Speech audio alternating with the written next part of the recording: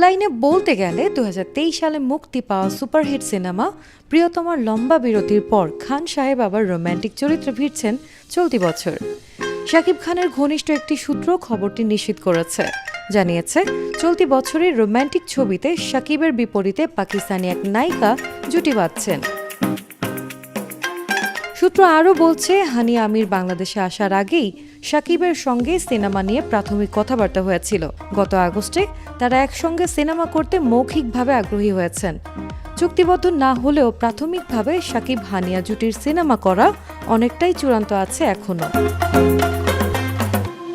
সূত্র জানাচ্ছে, হানিয়া আমির কয়েক মাসের মধ্যে দীর্ঘদিনের প্রেমিককে বিয়ে করতে যাচ্ছেন।